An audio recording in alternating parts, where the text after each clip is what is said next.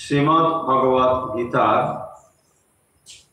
দ্বাদশ অধ্যায় ভক্তি যোগ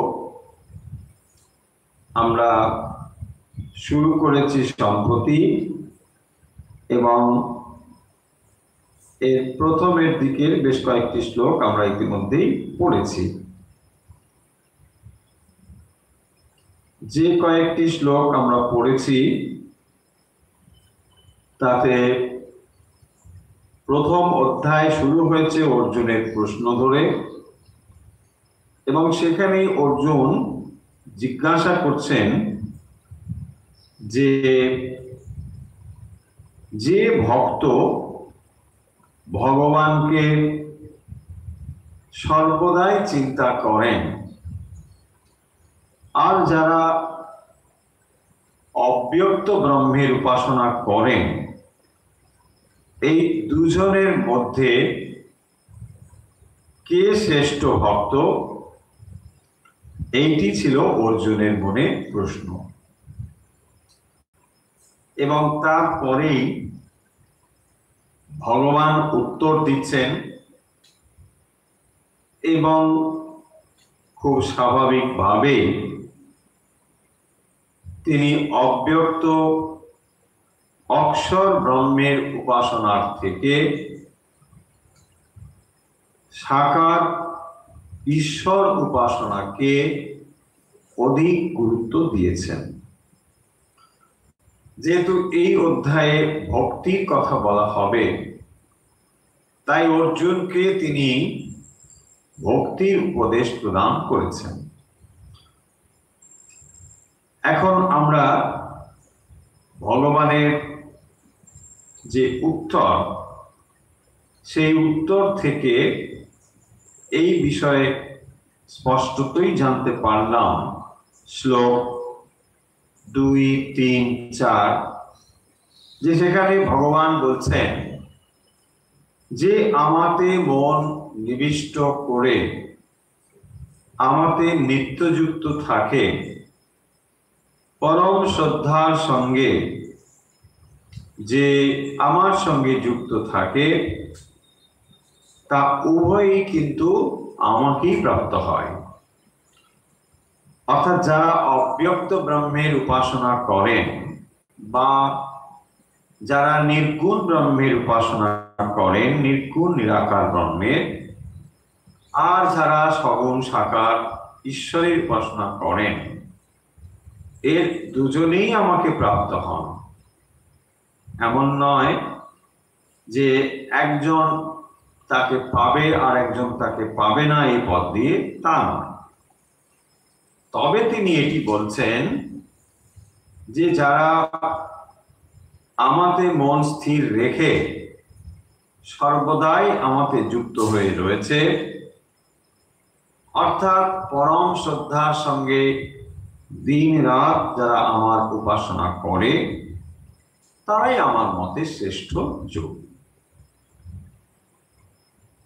আবার যারা ভগবানকে সর্বত্র সমবুদ্ধি যুক্ত হয়ে সমস্ত প্রাণীর হিতে যুক্ত থাকেন, তারাও এই অব্যক্ত ব্রহ্মের উপাসনার দ্বারা আমাকেই প্রাপ্ত হন। সোজা কথা যে যারা নির্গুণ ব্রহ্মের উপাসনা করেন অথবা যারা সগুণ সাকার ব্রহ্মের উপাসনা করেন, তারা উভয়ই আমাকে প্রাপ্ত হন। তাহলে যদি তাই হয়, তাহলে এই দুটো পথই বা কেন? আর দুটো পথের মধ্যে তখন তুল্য মূল্য চর্চারই বা কি প্রয়োজন? এবারেই আমরা সেই বিষয়েই আসবো। ভগবান সেই কথা এবারে বলেছেন। 3 নম্বর শ্লোকে ভগবান স্পষ্টতই বলছেন যে আমার নির্গুণ নিরাকার ব্রহ্মের যারা উপাসনা করেন, সেই নির্গুণ নিরাকার ব্রহ্মের উপাসকরা ব্রহ্মকে কিভাবে চিন্তা করেন, এটা তিনি একটু সংক্ষেপে একটি শ্লোকে বলে দিয়েছেন। যদি বোর্ড আপনাদের দেখা যায়, মানে অনেকে খুব আশঙ্কা করেন যে বোর্ড টোর্ড দেখতে পাবো কিনা, তারপরে শুনতে পাবো কিনা। খুবই না, সেটা ঠিকই মাঝে মধ্যে এটা হয়, তার মানে সবসময় অসুবিধা হয় এটা নয়। মানে আপনারা যে এত আশঙ্কা করছেন, এত আতঙ্কিত হওয়ার কিছু নেই যে মানে বিরাট ব্যাপার কি একটা হয়ে যাবে, সেরকম নয়। বোর্ডে দেখুন কতগুলো শব্দ লেখা হয়েছে। এই শব্দগুলো কি না, এই শব্দগুলো হলো যারা নির্গুণ নিরাকার ব্রহ্মের উপাসনা করেন সেই ব্রহ্ম সম্বন্ধে এখানে কতগুলো শব্দ উল্লেখ করা হয়েছে।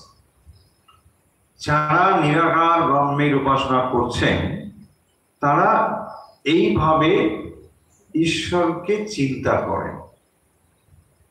এখন প্রশ্ন তার আগেও উঠতে পারে যে তাহলে কি ঈশ্বর দুরকম বলছেন?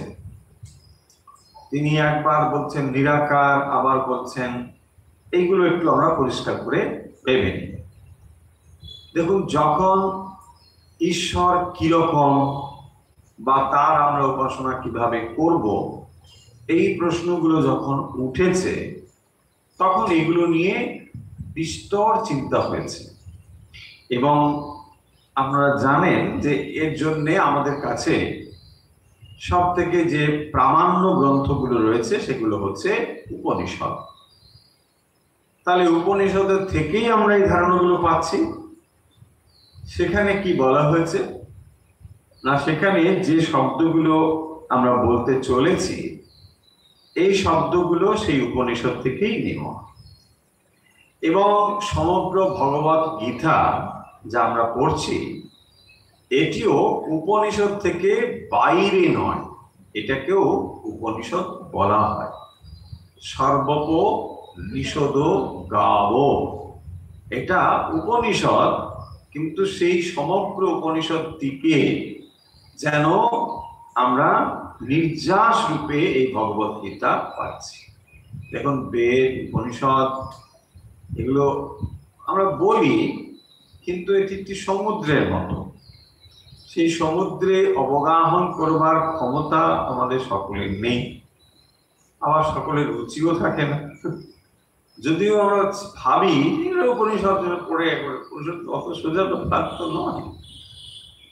তো ফলে সেগুলো নিয়ে আমরা কি করে বুঝবো তাহলে? সেই জন্যেই দেখবেন এই ভগবত গীতা মানে যারা সহজেই সমগ্র উপনিষদটিকে বুঝতে চান তাদের জন্য গীতা শুধু যথেষ্ট বলবো না, মানে যথেষ্ট থেকেও বেশি। এইটা বুঝলেই আপনার সব বোঝা হয়ে যাবে। তো ওখানে যে সমস্ত শব্দগুলি প্রয়োগ করা হয়েছে সেই শব্দগুলোই ব্রহ্ম সম্বন্ধে বলা হয়েছে। যে কথা বলছিলাম যে তাহলে কি তিনি সাকার বলছেন, নিরাকার, এইগুলো ব্যাপারটা কিরকম? উপনিষদের মধ্যে এই ব্যাপারগুলো রয়েছে যে তাকে বলা হচ্ছে তিনি হচ্ছেন নিরাকার, তার কোনো আকার নেই। এখন সঙ্গে সঙ্গে আমাদের মনে প্রশ্ন উঠতে পারে যে তাহলে আকার যে নেই বলছেন, কেন আকার নেই? ভগবানের কোনো আকার টাকার নেই, সেখানে ঈশ্বর না বলে ব্রহ্ম শব্দ বলা হবে। তো কেন তাকে নিরাকার বলা হচ্ছে? নিরাকার এই জন্য বলা হচ্ছে যে আকার যখন আমরা কোনো বস্তুর বলি তখন সেটি ছোট কোনো ক্ষুদ্র জিনিসকে বোঝানো হয়। যে জিনিসটি সর্বব্যাপী, সর্বত্র যিনি রয়েছেন তাকে আকার দিয়ে বোঝানো যায় না। এই হলো উপনিষদের ধারণা। এখন প্রশ্ন আপনার আসতেই পারে যে তাহলে যারা ঈশ্বরকে রূপযুক্ত বলে উপাসনা করেন তাহলে কি তারা ভুল করেন? না, তারা ভুলও করছেন না। তাহলে তিনি স্বরূপত নিরাকার, কিন্তু প্রয়োজনে তিনি আকার ধারণও করতে পারেন, তা তিনি করেন। আবার এই নিরাকারে পৌঁছতে গেলে সাকারের ভেতর দিয়ে যেতে হবে, কারণ সাধারণ মানুষের মন নিরাকারকে চিন্তা করতে পারে না। তাই যখন সাকার চিন্তা করে করে আমাদের মন প্রস্তুত হয়, তখনই আমরা নিরাকার চিন্তা করতে অভ্যস্ত হই। এবং এবারে দেখুন, তাহলে একটি ধারণা এলো তিনি নিরাকার।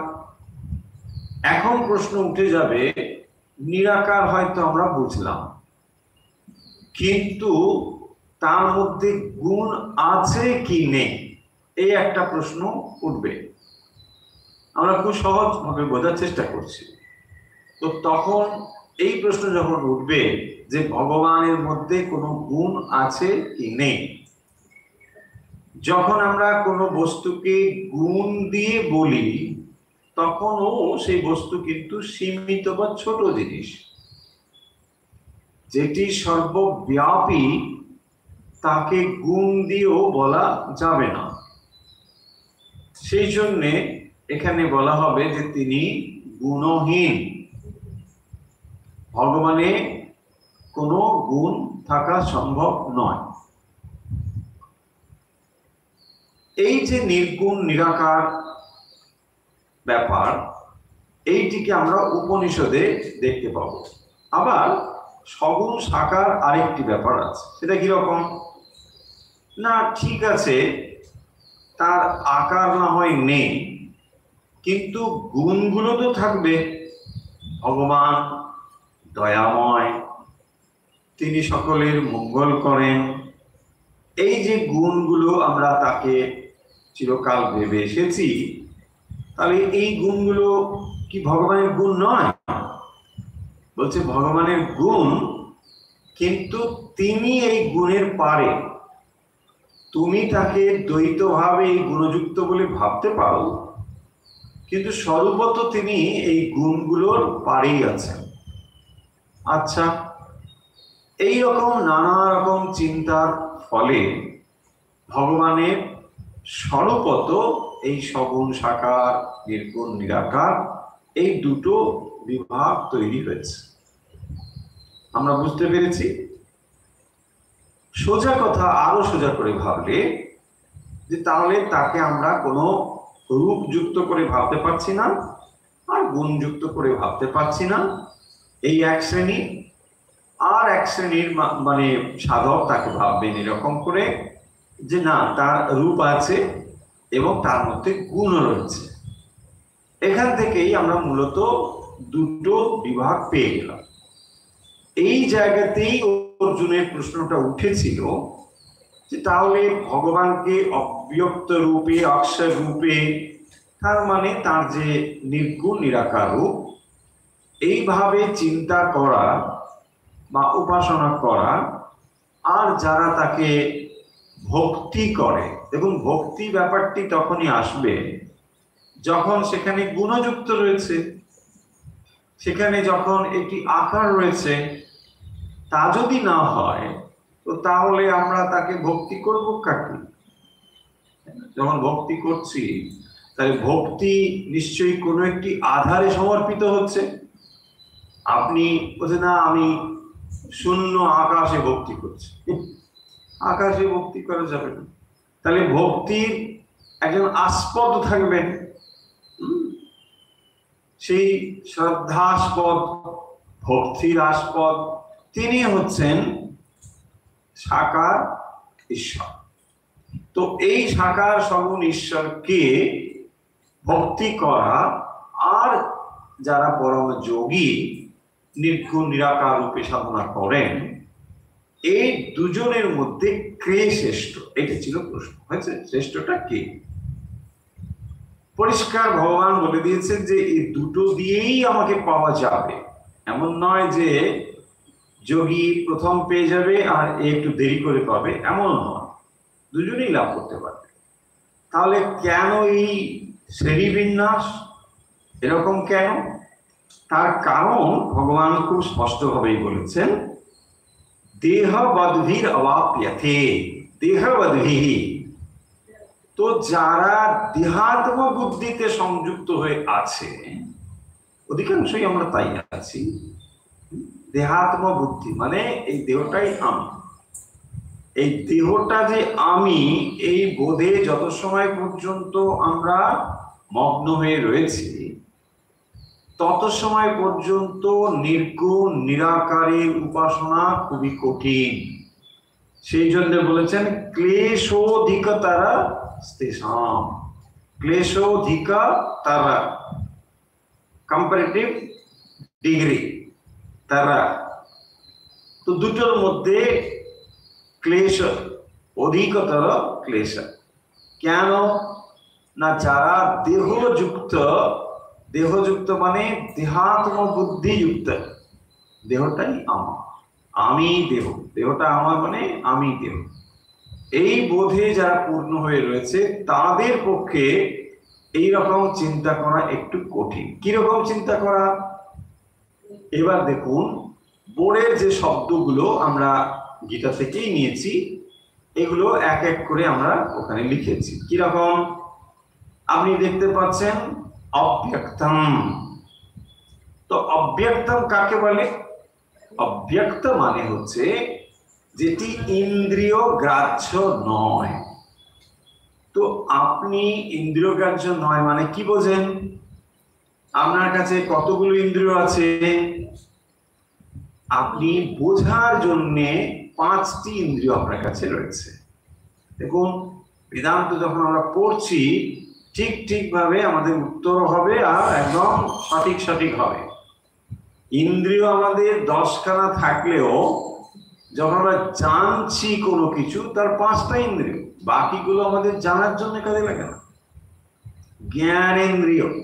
তাহলে 5টি ইন্দ্রিয় দিয়ে যখন আমরা সবকিছুকে জানি, এই অব্যক্ত কথার অর্থ হচ্ছে এখানে চোখ কাজ করবে না, নাক কাজ করবে না, জিহ্বাও কাজ করবে না, চক্ষু কর্ণ নাসিকা জিহ্বা ত্বক এর কোনোটাই কাজ করবে না।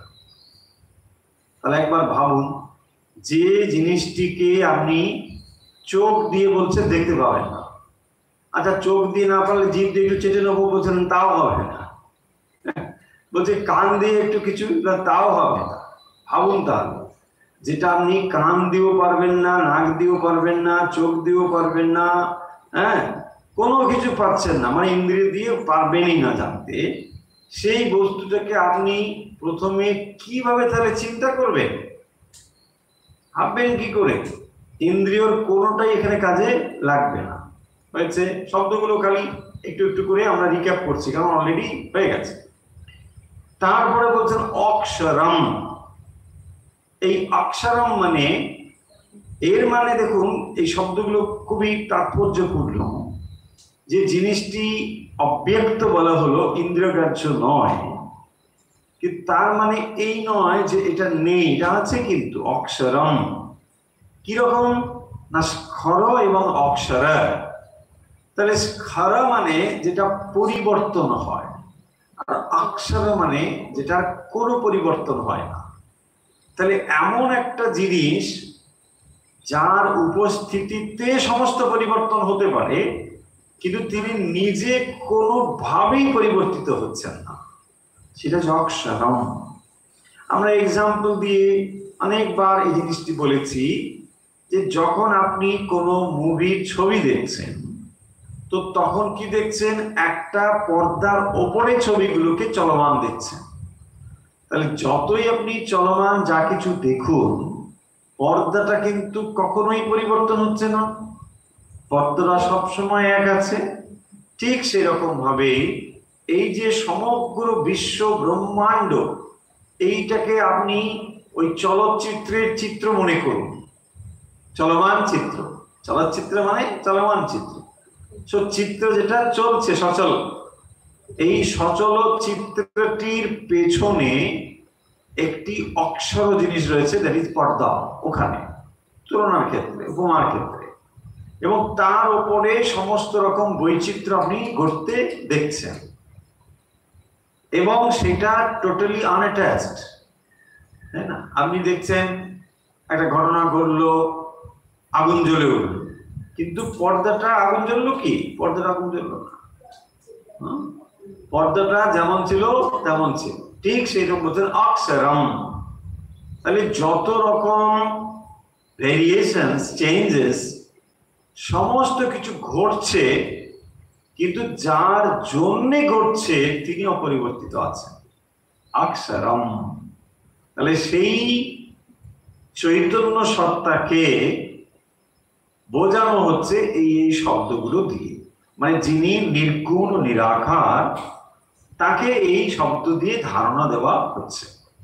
আচ্ছা, আর কি বলছেন দেখুন, বলছেন অক্ষরম, তারপরে বলছেন অনির্দেশ্যম। অনির্দেশ্যম, তাহলে নির্দেশ্য মানে আমরা যাকে কোনো একটা কিছু দিয়ে বর্ণনা করি, ডেসক্রাইব করি, সেইটাকে যখন করতে পারি না তখন তাকে বলা হয় অনির্দেশ্যম। কিরকম? ধরুন কোনো একটা জিনিস আপনি বলবেন, বলতে গেলে ধরুন আপনি গরু রচনা লিখবেন, তো গরু কিভাবে লিখবেন?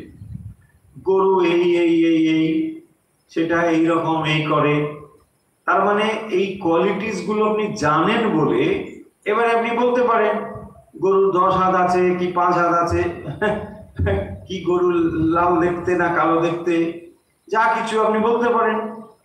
এখন সেই জিনিসটি যদি এমন কোনো জিনিস হয় যাকে আপনি কোনো গুণ দ্বারা বিশেষিত করতে পারেন না, সেই বস্তুকে আপনি বর্ণনাই করবেন কি করে? দেখুন, তাহলে সেই জন্যই বলা হয়েছে যা হলো অনির্দেশ্যম, এইটাকে আপনি কোনোভাবে ডেসক্রাইব করতে পারবেন না। তো যেটাকে আপনি ইন্দ্রিয়গ্রাহ্য নয়, ইন্দ্রিয় দিয়ে যখন বুঝতেই পারেন না, তাকে আর বলবেনই বা কি? খুব স্বাভাবিক প্রশ্ন। কারণ আপনি তখনই তো বলতে পারবেন যদি আপনি অন্তত চোখে না হোক স্পর্শ করে যদি বোঝেন, তাহলে তো বলতে পারবেন যেটা এরকম এরকম কিছু, তাও আপনি পারছেন না। এটা হয়ে গেল অনির্দেশ্যম। তারপরে কি বলছে? সর্বত্র গম।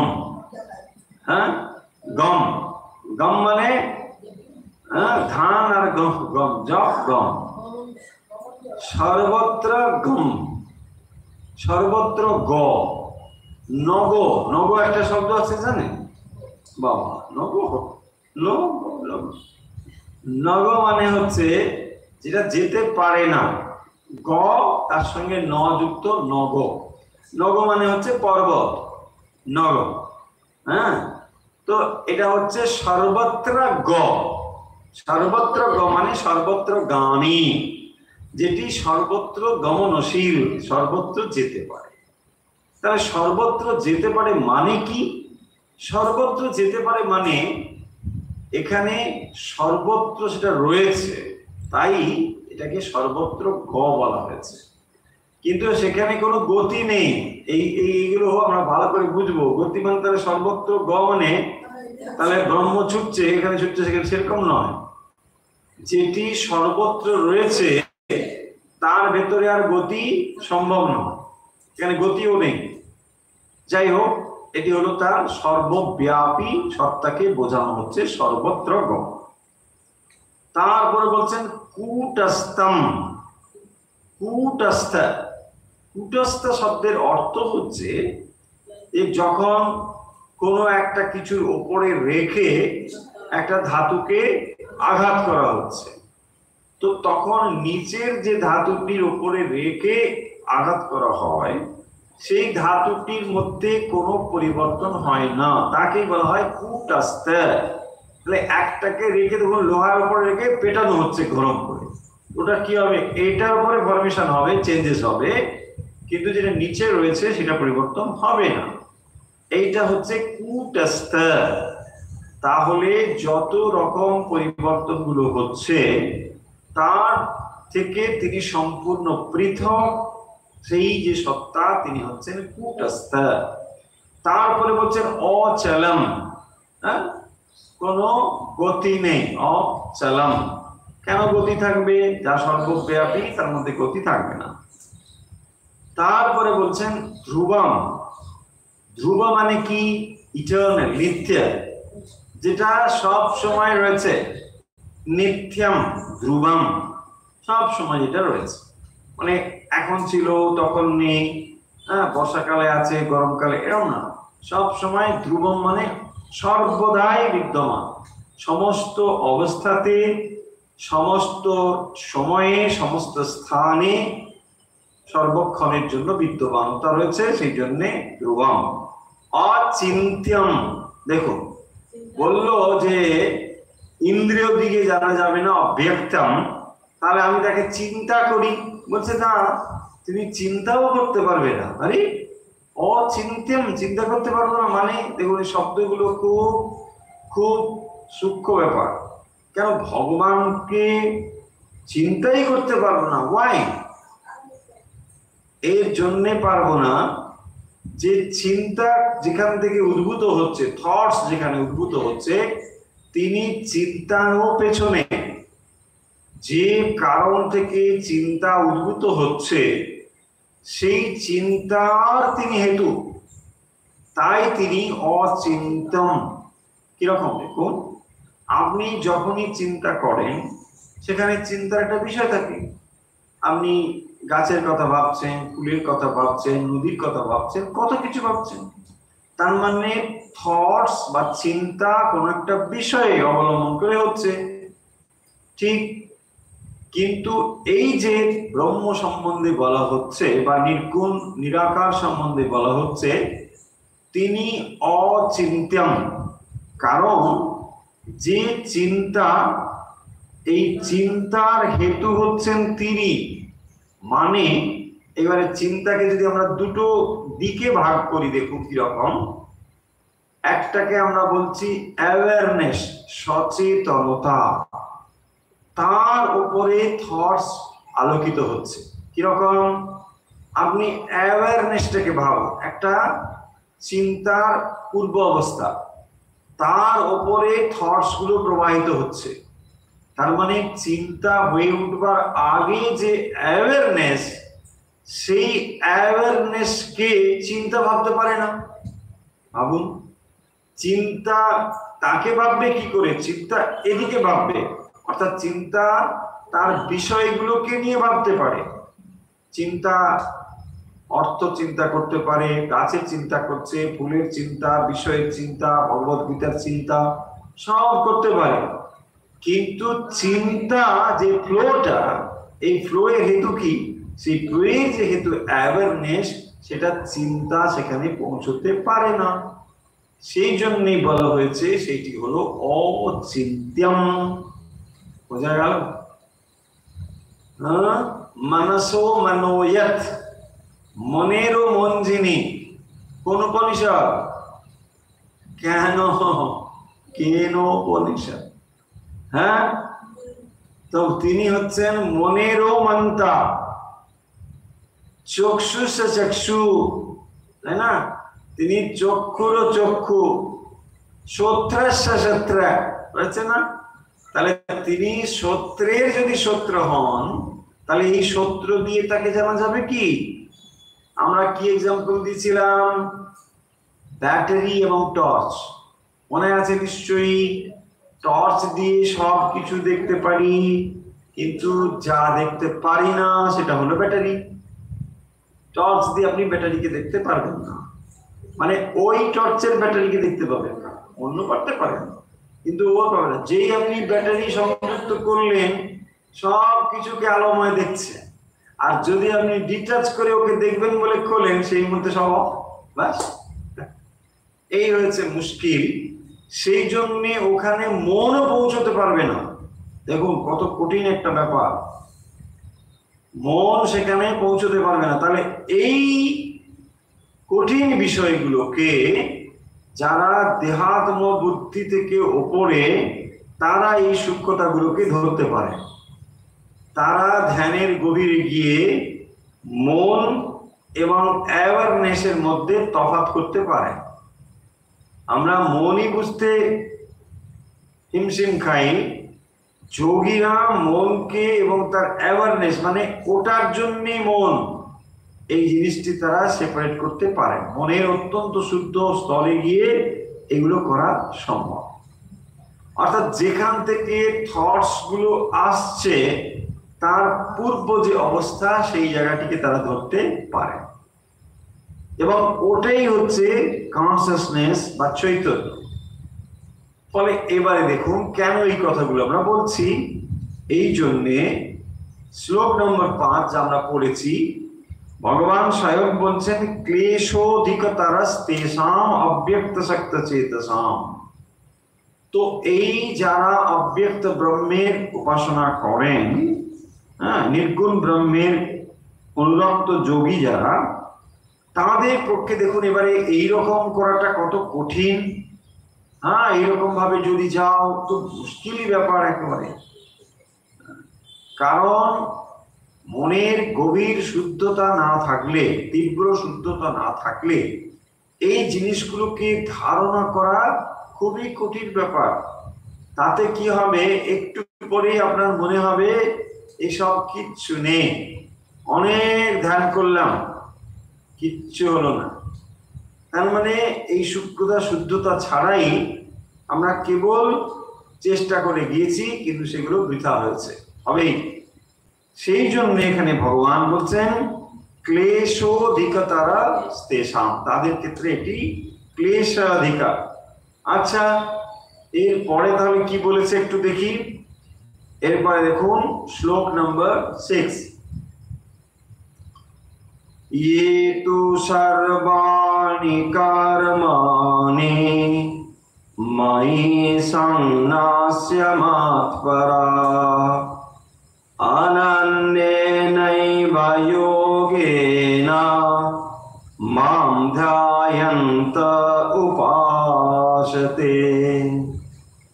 কি বলছেন এখানে, ये तु सर्वाणि कर्माणि मयि संन्यस्य मत्पराः अनन्येनैव योगेन मां ध्यायन्त उपासते।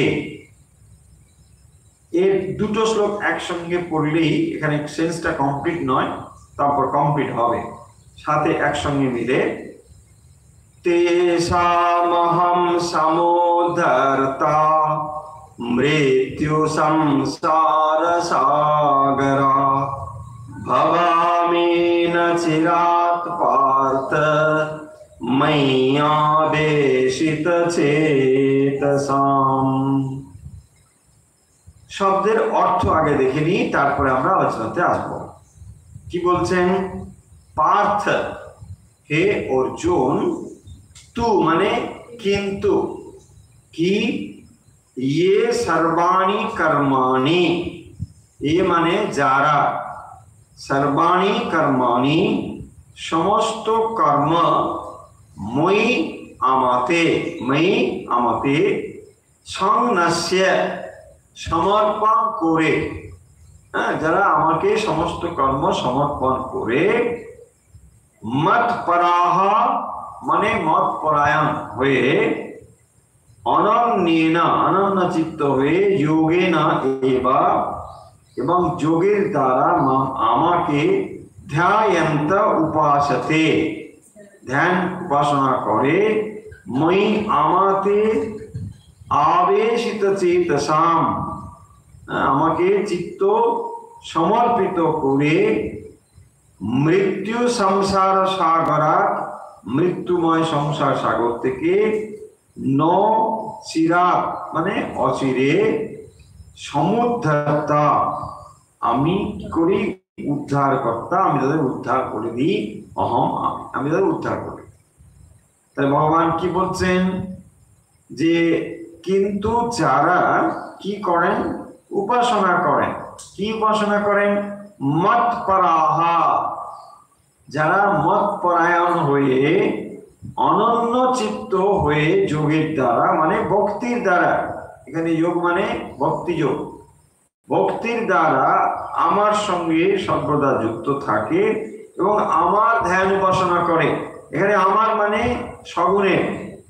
তাহলে এই সগুণ সাকারের উপাসনা যারা করে, নির্গুণের কথা আগেই বলা হলো, তারা মানে ক্লেশ অধিকতরস্তেষাম। এখন বলছেন যে কিন্তু যে যারা সর্বাণি কর্মাণি ময়ি সন্ন্যস্য, আগে এটা বুঝি, সর্বাণি কর্মাণি সমস্ত কর্ম, ময়ি মানে আমাতে, সন্ন্যস্য, দেখুন এই জিনিসগুলো ইম্পর্টেন্ট, সমস্ত কর্ম আমাতে সমর্পণ বুদ্ধিতে, আমাকে সমস্ত কর্ম সমর্পণ করে, মত পরাহা, মত পরাহা মানে আমাতে মত পরায়ণ হয়ে, মানে আমাতে চিত্ত সমর্পিত করে, সারেন্ডার করে, আমাতে চিত্ত সমর্পণ করে, অনন্যে নৈব যোগেনা, অনন্য এব যোগেনা মাম ধ্যায়ন্ত উপাসনা, আমাকে অনন্য যুক্ত ভাবে উপাসনা করে। কি করে না, সর্বাণি কর্মাণি ময়ি সন্ন্যস্য, আমাতে সমস্ত কর্ম সমর্পণ করে। এই সন্ন্যাস দেখে, যেখান থেকে সন্ন্যাস শব্দ হয়েছে, সন্ন্যাস্য সমস্ত কিছু। তাহলে সন্ন্যাসের যথার্থ অর্থ কি? সন্ন্যাসের যথার্থ অর্থ হচ্ছে সর্বাণি কর্মাণি ময়ি সন্ন্যাস, কর্মকে সমর্পণ করা। কর্মকে মানে কর্মের ফলকে, ব্যাস বলছে সব কর্ম ভগবান তোমাকে দিয়ে দিলাম, তুমি রান্না বান্না সব করো, আমাকে শুধু ডেকে নাও প্রসাদের সময়। হ্যাঁ, সন্ন্যাস কর্মাণি সর্বাণি, সর্বাণি কর্মাণি মানে সমস্ত কর্ম তোমাকে দিয়ে দিলাম, ব্যাস। কর্ম মানে কর্মফল। তাহলে যথার্থ সন্ন্যাস অর্থের অর্থ হচ্ছে কর্ম নয়, কর্মের ফলকে সমর্পণ করা, তাকেই বলা হয়েছে সন্ন্যাস। সর্বাণি কর্মাণি ময়ি সন্ন্যাস্য মত পরাহা, সমস্ত কর্মের ফল আমাকে সমর্পণ করে, মত পরায়ণ হয়ে, ঈশ্বর পরায়ণ হয়ে, সব সময় ভগবানে মনকে সমর্পণ করে। অনন্য নৈব যোগেনা, তাহলে অনন্য যোগ মানে ভক্তি যোগ, মাম ধ্যায়ন্ত ধ্যায়ন্ত উপাসতে, উপাসতে উপাসনা করে। কি করে উপাসনা করে? ধ্যান করে। আমাদের ধ্যান, দেখুন এখানে ধ্যানের কথা কেন বলছেন, অন্য কথাও তো বলতে পারতো, কিন্তু এখানে সর্বোচ্চ অবস্থাটা বলেছেন।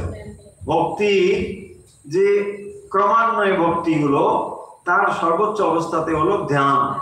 সেই জন্য ধ্যায়ন্ত উপাসতে, ধ্যানের দ্বারা আমার যারা উপাসনা করেন, তাহলে কর্মের ফল যদি ঈশ্বরে সমর্পিত না হয়, সেই মন কখনো ধ্যানমগ্ন হবে না। হ্যাঁ, আমরা যে ভাবনা কি হলো, মন ছুটছে, এখানে ছুটতে যাবেই তো, এইগুলো যখন পড়ি তখন ঠিক পড়ে থাকে, তারপর ধ্যান করার সময় গীতা সব এক জায়গায় আর আমরা আরেক জায়গায়, তাই না? বাস, হ্যাঁ, এইগুলো বলছে না, ও তো ক্লাসের সময়, ক্লাস যখন হবে তখন ক্লাসে একটু আলোচনা হবে, তারপরে আর ওগুলো মনে রাখার দরকার। এইগুলোর ভেতরে যে বস্তুটা রয়েছে, এইগুলো তো বুঝতে হবে, তাই না? এখানে দেখুন কি বলছেন, ইয়ে তু সর্বাণি কর্মাণি, এটা ভগবানের স্বয়ং মুখের কথা। সমস্ত কর্ম ময়ি সন্ন্যাস্য মত পরাহা, তাহলে কর্মের ফল যদি ভগবানের সমর্পণ করেন, দেখুন সেই মন কখনোই এদিক ওদিক ছুটবে না। মন ছুটছে মানেই আমি কর্মের কর্তা এবং কর্মের ফল আকাঙ্ক্ষী হয়ে আছি, সেই জন্যই ছুটছে। এটাই হচ্ছে সোজা কথা। যত সময় আমরা মনকে এইভাবে প্রস্তুত করতে না পারবো, তত সময় মনকে ধ্যানমগ্ন করা যাবে না, যাবে না। না 1 ঘন্টা ধ্যান করলাম, আরে ধ্যান 1 ঘন্টা করলেন কি, 5 মিনিট ধ্যান করলে ব্রহ্মজ্ঞানী হয়ে যাবেন আপনি। যদি সত্যি সত্যি 5 মিনিট ব্রহ্মে লীন হয়ে যায়, মানে টাইম চলে যাবে, জ্ঞান মানে সময়ের জ্ঞান স্থানের জ্ঞান সব চলে যাবে। সামান্যতম সময় যদি ধ্যানমগ্ন হয়ে যান, সব শেষ, আপনার একবারে ব্রহ্মলীন হয়ে যাবে, ব্রহ্মজ্ঞানী হয়ে যাবে। না 1 ঘন্টা ধ্যান, ধ্যান মানে কি বসে থাকে, চুপ করে বিশ্রাম করা। হ্যাঁ, অনেকে এরকম করতে করতে অভ্যাস হয়ে যায় না, এটা সোজা হয়ে বসা, বিশ্রাম। দেখুন আপনি মানে আসনে সোজা হয়ে বসে ধ্যান ছাড়া অনেক কিছু করতে পারেন, মানে ধ্যান করাও পারেন, বসে বসে বসে কি হলো,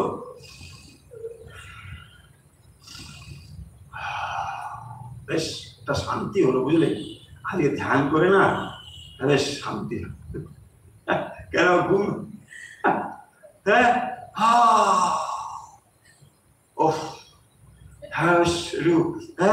একটু ভালো করে কিছু প্রোটিন টোটিন খেতে হবে।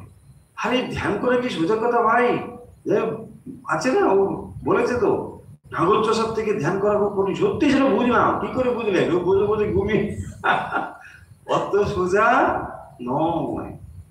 দেখুন, মই সর্বাণি কর্মাণি, সমস্ত কর্মকে ভগবানে সমর্পণ করা।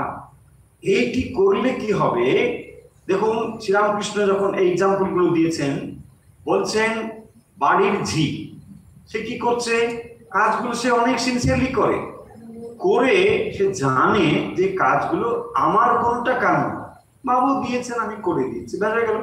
এবারে দেখুন, ও যখন চুপ করে বসে, সন্ধ্যেবেলা হোক আর যখনই ও ফাঁকে বসছে, দেখবেন ও কিন্তু ওইগুলো ভাবছে না। কেন ভাবছে না? কারণ ও কাজ সে করেছে, আমি বুঝিয়ে দিয়েছি, আমার কাজ শেষ হয়ে গেল। এক্স্যাক্টলি। তাহলে আমরা কি করতে পারছি না? আমরা কিন্তু ওই কাজগুলোকে ধ্যানের আসনে নিয়ে যাচ্ছি। কেন নিয়ে যাচ্ছি? ওই সমর্পণ ব্যাপারটা করতে পারছি না বলে। এই তফাৎটা ভালো করে বুঝবো। সমর্পণটা করতে পারছি না বলে সেই কর্ম এবং কর্মের ফল আমাকে সংযুক্ত করে রেখেছে। কিন্তু ওই জানে জি যে আমি কাজ করে দিলাম, এবারে যদি কেউ এসে বলে খুব ভালো হয়েছে, আমার কিছু নেই, আমি করে দিয়েছি বাবু, ভালো হোক মন্দ হোক, কিছুই আমার নেই। তার মানে দেখুন, কর্ম ওখানে সমর্পিত হওয়ার ফলে তার ফল তার মনের মধ্যে কিছু নেই, সেই জন্যে সে নিশ্চিন্তে বসতে পারে। দেখুন, ঝি খুব আনন্দে বস বস করে ঘুমোতে পারে, কিন্তু বাবু ঘুমোতে পারে। বাবুর কত চিন্তা, দেখুন এই তো হয়, বাবুর মাথায় হাজার চিন্তা। হ্যাঁ, তার একে করতে হবে, ওকে বলতে হবে, তো কিরে তুই বস বস করে ঘুমোস? হ্যাঁ দেখো আমি তো ঘুমাচ্ছি, তোমার কেন ঘুমায় না? কি করি, দেখ আমার ঘুমায়। দেখুন অবস্থাটা বুঝুন। এই অনন্যে নৈব যোগেন মাম ধ্যায়ন্ত উপাসতে। মাম, মাম মানে সগুণ ব্রহ্ম। তার মানে এখানে যে সগুণ সাকার, তাহলে সগুণ সাকারের উপাসনা করলে পরে সেটা মানে কিভাবে হয়ে যায় এটা বলছে। স্টেপ গুলো কি? মই সর্বাণি কর্মাণি সন্ন্যস্য, তারপরে বলছে অনন্য নৈব যোগেন মাম ধ্যায়ন্ত উপাসতে। ধ্যায়ন্ত উপাসতে স্টেপ গুলো তাহলে মই সর্বাণি কর্মাণি, সমস্ত কর্ম সন্ন্যস্য মৎপরাহ, দ্বিতীয় পয়েন্ট। তৃতীয় পয়েন্ট হচ্ছে যোগেন, অনন্য নৈব যোগেন, অনন্য যোগের দ্বারা মাম ধ্যায়ন্ত উপাসতে। এইগুলো করেই একমাত্র এটা হয়। তারপরে দেখুন পরের শ্লোক, অর্থাৎ 7 নম্বর শ্লোক কি বলছেন? তেষাম অহম সমুদ্ধত্তা মৃত্যু সংসার সাগর। তেষাম, এইরকম যে ভক্ত, তাদেরকে কি করি আমি? না, আমি তাদেরকে, তেষাম এইরকম ভক্তদের মৃত্যু সংসার সাগরা সমুদ্ধত্তা, উদ্ধার, সমুদ্ধার, সমুদ্ধর্তা, উদ্ধারকর্তা, আহম উদ্ধারকর্তা, আমি উদ্ধার করি। কিরকম? মানে সম্যক ভাবে উদ্ধার করি, মানে একটু হাত ধরে আবার ছেড়ে দিতাম, একবারে তাকে ঠিকঠাক করে নিয়ে যাবো আমি, সেই জন্য সম্পূর্বক আছে। সমুদ্ধর্তা, সম্যক রূপে আমি উদ্ধার করি, মানে একটু তুলে আবার আছড়ে ফেলে দিই এরকম না। কিরকম? মৃত্যু সংসার সাগরা, মৃত্যু সংসার সাগর। তাহলে এটাকে তুলনা করা হচ্ছে সাগরের সঙ্গে। কি রকম সাগর? মৃত্যু সংসার সাগর। এই সাগরটা হচ্ছে সংসার সাগর। সংসারটা আবার কিরকম? মৃত্যু সংসার সাগর। বলে এই মৃত্যুময় যে সংসার সাগর, এখান থেকে আমি উদ্ধার করি, নাহলে এই মৃত্যুময় সংসার সাগর থেকে আর উদ্ধারের রাস্তা নেই। আমি এটা করি, এবং কিভাবে করি না, অচিরেই করি। ভবামি ন চিরাত পার্থ। আমি এটা করি ভবামি ন চিরাত, মানে অচিরে। আমি একদম অচিরেই আমি এটাকে উদ্ধার করে দিই, আমি তাকে উদ্ধার করি। তাহলে মৃত্যু সংসার থেকে ভগবান বলছেন আমি তাকে উদ্ধার করি। কাকে উদ্ধার করি না, যে আমার ভক্ত। কিরকম ভক্ত না, যে আমাতে চিত্ত সমাহিত করেছে এবং ধ্যান পরায়ণ হয়ে আমার উপাসনা করে। হে পার্থ, আমাতে অর্পিত চিত্ত যে সমস্ত ব্যক্তি, তাকে আমি কি করি না, মৃত্যুময় এই অনিত্য সংসার থেকে অচিরেই আমি তাকে উদ্ধার করে থাকি। তো এই মৃত্যুময় যে অনিত্য সংসার, এই অনিত্য সংসার থেকে ভগবান তাকে উদ্ধার করে দেন। তাহলে কি করে বলছেন যে ভক্তকে কিন্তু ভগবান উদ্ধার করেন। ভগবান ভক্তকে উদ্ধার করেন, আর ভক্ত কি করেন না, ভক্ত আমাতে সমর্পিত হতে হবে। যে আমাতে সমর্পিত হয়, আমি তাকে মৃত্যু সংসার থেকে উদ্ধার করে দিই। তাহলে ভগবান মন সমর্পিত হলে ভগবান তার দায়িত্ব নেন, তিনি বলছেন আমি এটা করে দিই। এবার দেখুন, যে অব্যক্ত ব্রহ্মের উপাসনা করছেন, সে কিন্তু এরকম মানে ভগবানের ওইরকম কৃপা বা তিনি এভাবে এই ব্যাপার, তার ব্যাপার নেই, এই ভাবগুলো সেখানে যাচ্ছে না। সেখানে তিনি এই ভাবটা পোষণ করছেন, যোগী যেহেতু, যে এই অব্যক্ত যে পরমেশ্বর বা ব্রহ্ম, সেই ব্রহ্মকে জানলেই আমি মুক্ত হয়ে যাব। তিনি এইভাবে অগ্রসর হচ্ছেন। আর এখানে তা নয়, এখানে বলা হচ্ছে যে তিনি যেহেতু গুণযুক্ত আবার আকারযুক্ত, তাহলে সাকার সগুণ যে রূপ, অর্থাৎ ঈশ্বরের যে রূপ আপনি উপাসনা করেন, সেই রূপকে উপাসনা করলেও বলছেন আমি মৃত্যু সংসার থেকে তাকে পার করে দিই, উদ্ধার করে দিই। তাহলে দেখুন, এই অধ্যায়ে ভগবান ভক্তির কথা বলছেন, আর ভক্তি প্রসঙ্গে বলতে গিয়ে তিনি এটাই বলেছেন যে তাহলে অনন্য ভক্তি কিভাবে হবে না, অনন্য ভক্তি হতে গেলে যে আমাতে সমস্ত কিছু কর্মকে সমর্পণ করবেন। যা কিছু করছেন সমস্ত কর্মের ফল ভগবানে সমর্পণ করা। এই কথাগুলোকেই দেখবেন শ্রীরামকৃষ্ণ কত সহজভাবে এই যুগে বলে গেলেন যে যে কাজ করো না কেন, বাবুর বাড়ির ঝির মতো থাকো মনে মনে, এই ভাবটা আরোপ করো। সংসার হচ্ছে ভগবানের, তো সংসার ভগবানের, সেই সংসারে তুমি রয়েছো, তোমার কতগুলো দায়িত্ব আছে, তুমি সেই কাজগুলো করছো এবং ফল ভগবানে সমর্পণ করে দাও, ব্যাস। তাহলে ভগবানে ফল সমর্পণ করলে তোমার আর কিছু নেই, ভালো হোক মন্দ হোক তারই তুমি এগুলো করে নিশ্চিন্তে থাকতে পারবে। আর যদি এই কর্তৃত্ব বোধ থেকে আমরা বেরোতে না পারি, তাহলে সেই মন নিয়ে ধ্যান তো দূরের কথা, জপ পর্যন্ত করা মুশকিল। কারণ যখনই আপনি জপ করছেন বলে ভাবছেন, সেও কিন্তু ওই মানে মন বা চিন্তা সংযুক্ত হয়ে ভগবান চারিদিকে ঘুরছে, ভগবানও যাচ্ছে, আপনিও বাজারে ভগবানকে নিয়ে চলছেন। বলছে না কি করবো, জব করতে বলেছে, হ্যাঁ জব করছেন, করতে করতে মনে পড়লো তাই তো বাজার যেতে হবে, ভগবান বাজারে চলে গেছে, ব্যাস।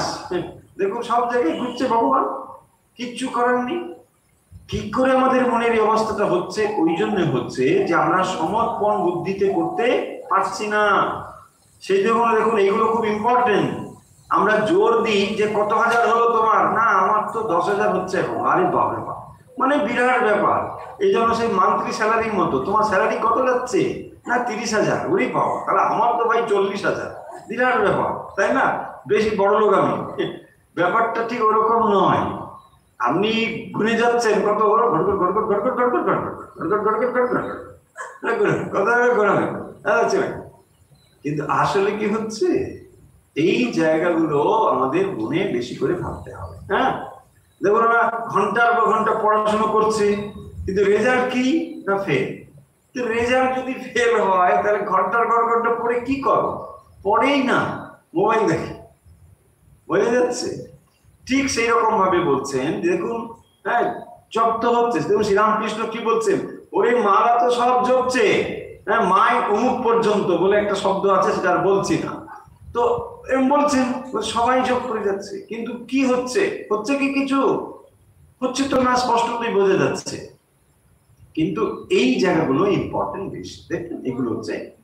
সেই জন্য দেখবেন পতঞ্জলি যোগ দর্শন যখন আমরা আপনাদের বলেওছি অনেক সময়, দেখবেন প্রসঙ্গত সেখানে ধ্যান কথাটা অনেক পরে এসেছে। হ্যাঁ, আমার ধ্যান ধ্যান কি করে জপ, জপ আর ধ্যান। জপ মানে জপ ধান, ধান জপ আর ধান, জপ ধান জপ ধান, জপ জপ জপ আর ধান।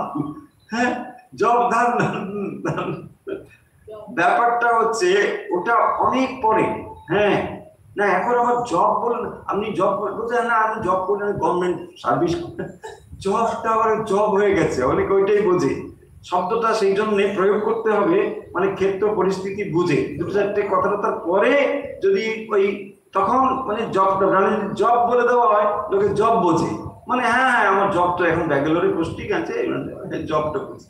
এনিওয়ে দেখুন, তাহলে যখনই আপনি ভগবানে কোনো কিছু সমর্পণ করে করছেন, তখনই এই জিনিসগুলোকে ভাবতে হবে যে এগুলো ঠিকঠাক হচ্ছে কি।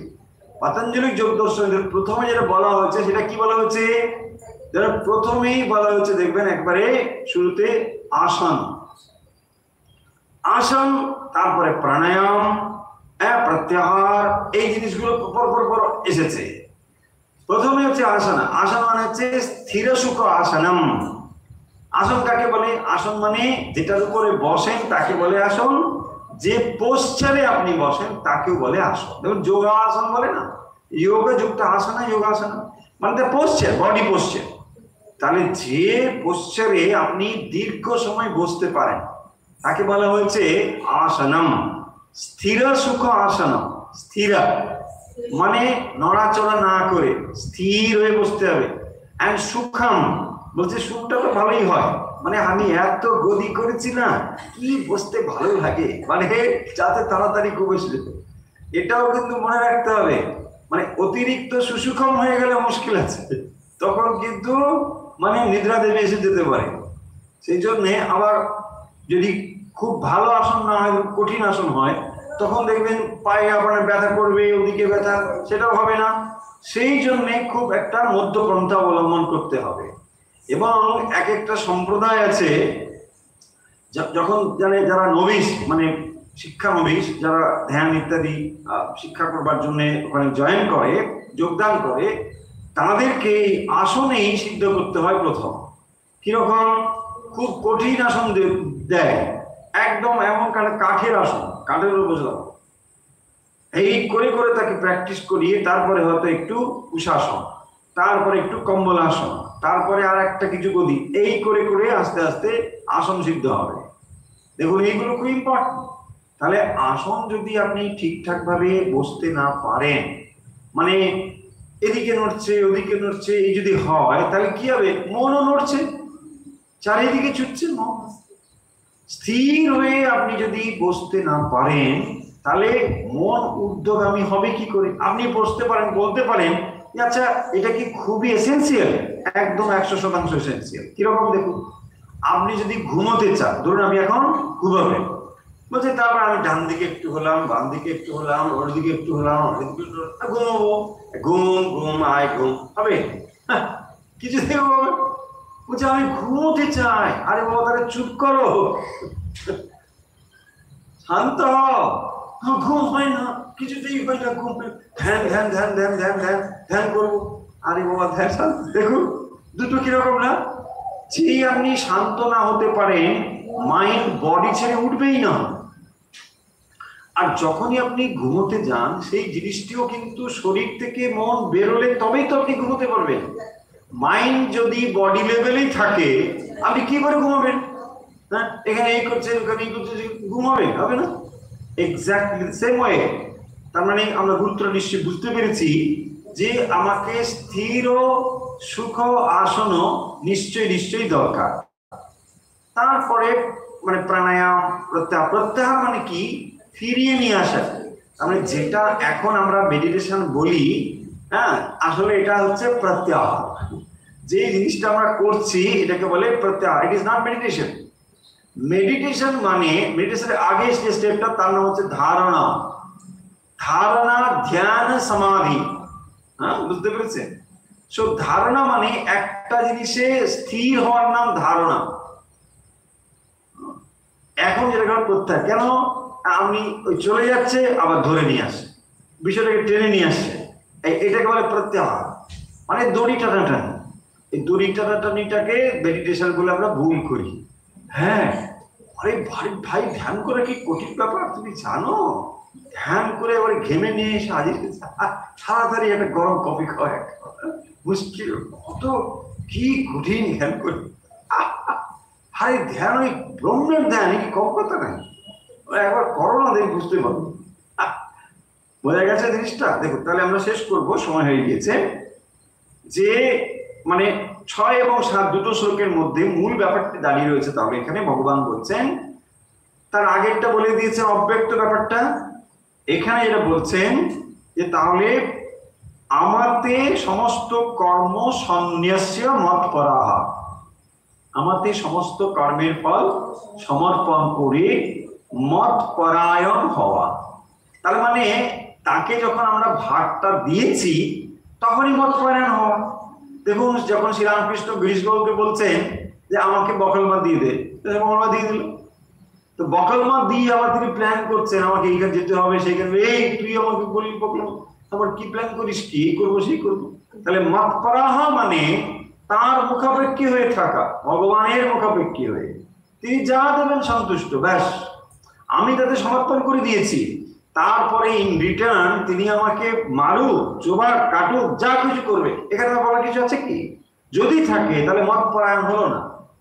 সেই জন্য বলছেন মত পরাহা, তুমি আমার উপর নির্ভর করে থাকো, আমি যা দেবো তাতেই হবে। হ্যাঁ ঠিক, আমি আমি আমি সমর্পণ করে দিয়েছি, আমার সমস্ত তোমাকে সমর্পণ করলাম, তুমি যা করবে আমি মেনে নিচ্ছি। তুমি ভালো দিলেও ভালো, কেটে দিলেও কাটো, মারবো, যা খুশি হোয়াট এভার, তাকেই বলা হয় মত পরাহা। অনন্য নৈব যোগেনা, এই যোগ, যোগ মানে ভক্তি। তো সেই ভক্তির দ্বারা মান ধ্যায়ন্ত উপাসতে, উপাসনা করো। উপ মানে সন্নিকটে, হ্যাঁ, সর্বদা তাকে।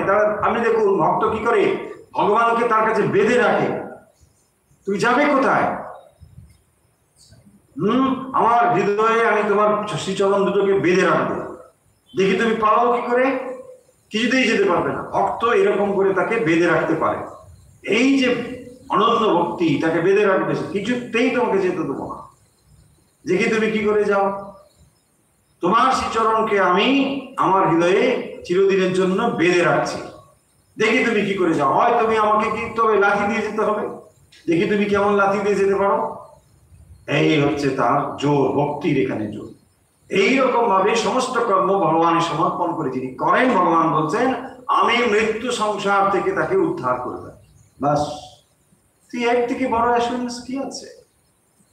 সেই জন্য দেখুন ওখানে পরে অসুবিধে আছে কেন না, ওটাকে ক্লেশোধিকতর স্তেশান বলছেন, যে ওইভাবে একটা চিন্তাকে আপনি অ্যাবসার্ড জিনিস মানে ভাবাটা খুব কঠিন ব্যাপার, তাই না? সেই জন্যে এই একটা স্টেপ নিচ থেকে যাত্রাটা শুরু করা।